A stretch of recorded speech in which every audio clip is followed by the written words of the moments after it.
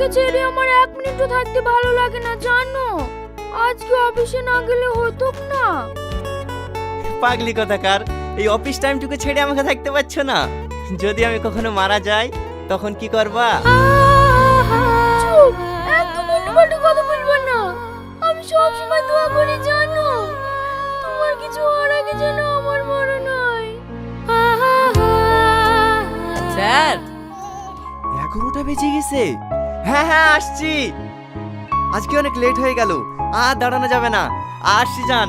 সাবধানে যাবা। তোর আব্বা এখন কেমন আছে শাহিন? ভালো আছে স্যার। আপনি একটু ডাক্তারবাবুকে ফোন করে বলে দিয়েন না স্যার, তাহলে চিকিৎসাটা একটু ভালো হবে। আচ্ছা ঠিক আছে, আমি এক্ষুনি ফোন করে বলে দিচ্ছি। আরে যা, ভুলে তোর ভাবির মোবাইলটা নিয়ে চলে এসছি রে। যা তুই গাড়িটা বের কর, আমি মোবাইলটা নিয়ে আসছি।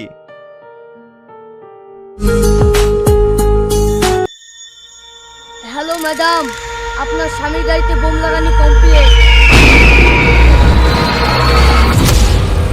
আপনি আধা ঘন্টার মধ্যে আপনার স্বামীর মৃত্যুর খবর পেয়ে যাবেন। আপনি আমার ক্যাশটা রেডি রাখেন, আমি আসছি।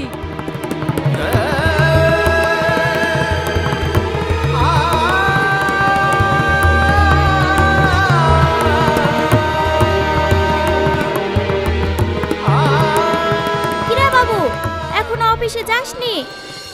হ্যাঁ মা, আমার ফোনটা ঘরে ফেলে রেখে এসছি তো, ফোনটা নিয়ে যাচ্ছি।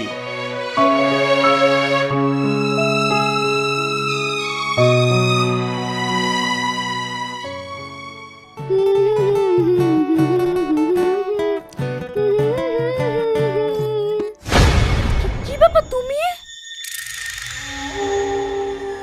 আমাকে ছেড়ে তোমার অফিসে যেতে মন চাইছে না নাকি?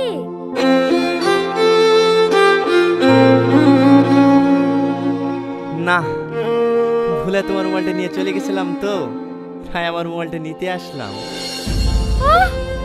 আমার মোবাইলে চলে গেছিলা? হ্যাঁ, এই নাও। এই শোনো না, আজকে আমার কিচ্ছু ভালো লাগছে না। একটু তাড়াতাড়ি বাড়ি এসো হবে? আচ্ছা ঠিক আছে।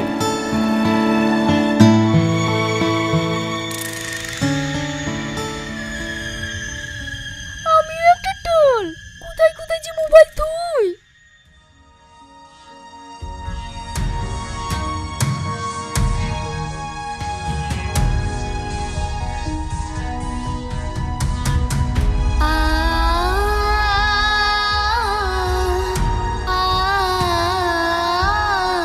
কি হলো স্যার, দাঁড়িয়ে গেলেন যে? আসেন। হ্যাঁ হ্যাঁ, চাবিটা আমাকে দাও। কেনে স্যার? আমি একাই চলে যাব, তোমাকে আজ যেতে হবে না, তুমি বাড়ি যাও। কেনে স্যার? আমি কি কোনো ভুল করেছি? আমি যদি কোনো ভুল করে থাকি তাহলে আপনি আমাকে ক্ষমা করে দেন। আরে না না, তুমি কোনো ভুল করনি, তুমি বাড়ি যাও, আজকে আমি একাই যাব। কিন্তু স্যার। আরে দাও তো। আজকের দিনটা তোমার ফ্যামিলিকে সময় দাও, ভালো থেকো।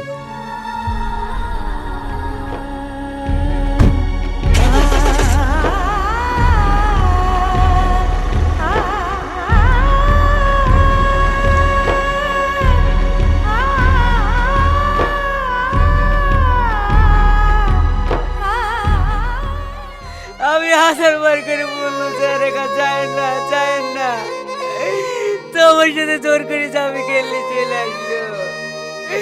আপনার কিছু হয়ে গেলে আমি সহ্য করতে পারবো না স্যার। বাপ, একটু কথা বল না বাপ। মধু, মধু রে, একটু কথা বল না। মধু, একটু কথা বল না। তোর কিছু হয়ে গেলে আমি কি নিয়ে বাঁচবো না মধু।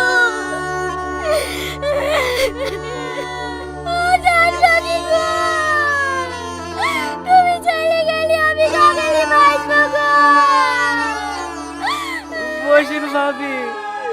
ও ময়না, একটু তাকাও না। ও শোনা, একবার চোখটা খোলো না।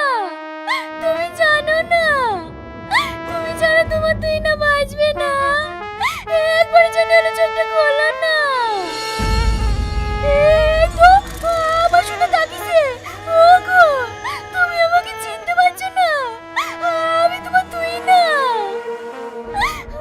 পেশেন্টের স্যালাইনটা ঠিকঠাক দিয়েছো তো? হ্যাঁ ম্যাম। ম্যাম, আমার জন্য এরকম করছে কেন? ইনি আপনার কে হন? আমার স্বামী। ওনার মাথায় আঘাত লাগার কারণে উনি সম্পূর্ণ স্মৃতিশক্তি হারিয়ে ফেলেছেন।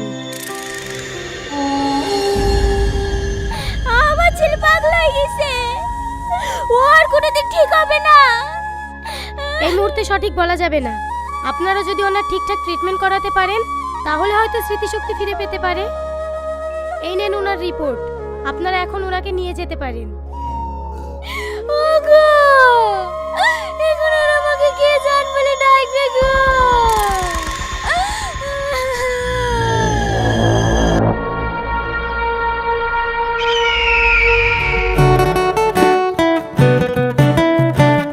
কেমন আছো ডার্লিং? এতক্ষণে আসার সময় হলো তোমার? আর বলো না, রাস্তায় এত জ্যাম না। পাগলা ঘর কি হচ্ছে? আরে ও থাক না, ও কিছু বোঝে নাকি? তাই না? আজ না তোমাকে হেব্বি লাগছে। আগে লাগবে না বুঝি? আরে না না, তখন তো তোমাকে সেইভাবে কাছে পাইনি, সব সময় চুরি চুরি করে দেখা করতে হতো। আজ দেখো, টাকা পয়সা বাড়ি গাড়ি যা আছে সব আমার। তোমার মানে? আরে বন্ধু, তোমার মানে আমার, আর আমার মানে তো তোমার।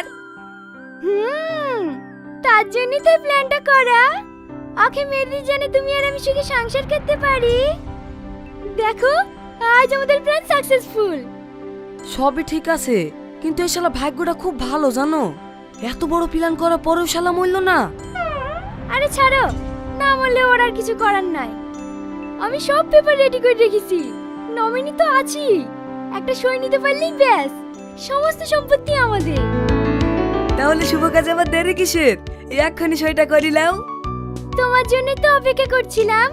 দাঁড়াও, কাগজটা বের করি।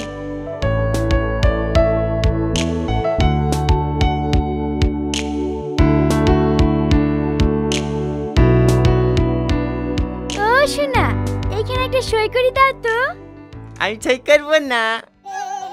ওই রকম করে না শোনা, তুমি ভালো ছেলে না, এখানে টুক করে একটা সই করি দাও।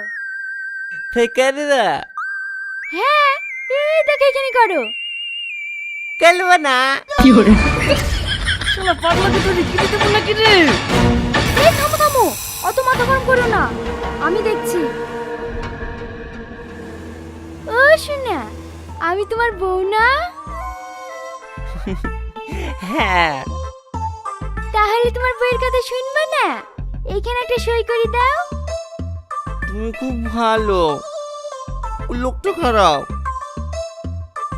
আচ্ছা ঠিক আছে, ওকে মারবো, তুমি এখানে একটা সই করে দাও। ঠিক আছে, তো তোমরা এদিকে ঘরে, আমি কলি দিচ্ছি। আচ্ছা ঠিক আছে।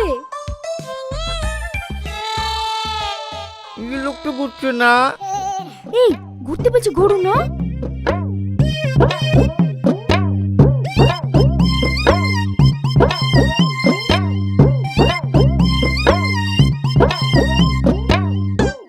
কি হলো হলো? হ্যাঁ হ্যাঁ, আরেকটু।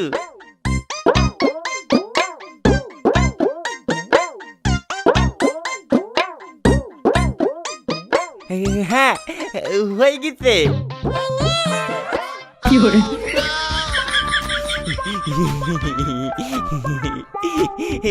ভাল লাগছে না? এইটা তুমি আর এইটা আমি।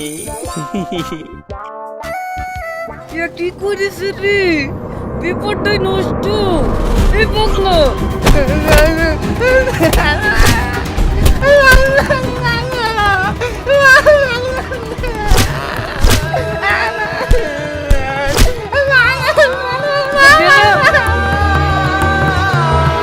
শোনো, ও যতদিন পেপারে সই না করবে ততদিন ওকে খেতে দিবা না। ও না খেয়ে খেয়ে মরে গেলেও প্রপার্টি সব আমাদেরই হবে। আচ্ছা আচ্ছা ঠিক আছে যান, তুমি রাগলে না, একবারে সঞ্জয় দত্তের মতো লাগে।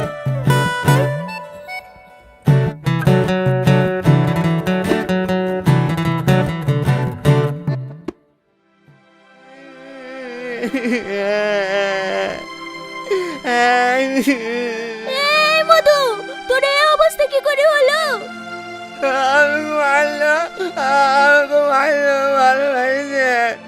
কে মারলো? যদিনী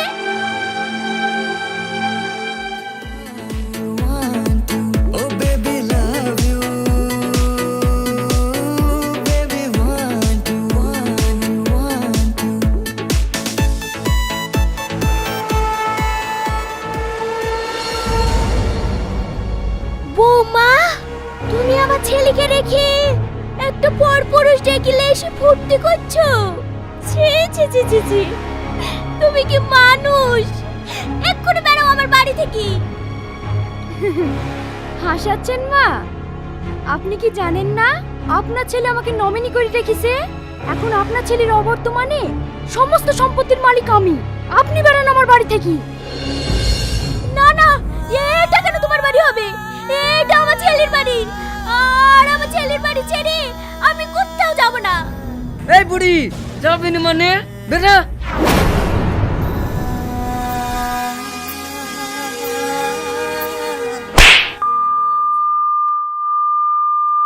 তোর এত বড় স্পর্ধা আমার মায়ের গায়ে হাত দেবো? ওগো, তোমার জ্ঞান ফিরে গেছে?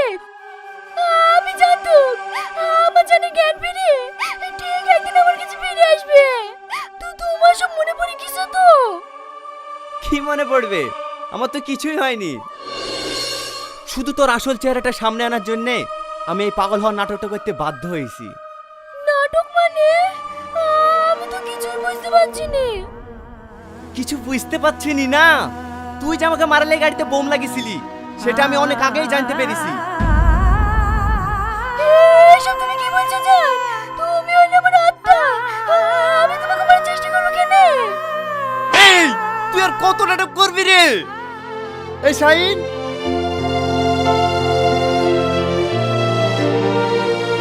চিনতে পারছি একে? আমাকে কাউ করে দিন ম্যাডাম, আমি মারে বই সব সত্যি কথা বলে দিয়েছি। ওগো, তুমি আমাকে ক্ষমা করে দাও। এই জানোয়ারের পাল্লায় পড়ে আমি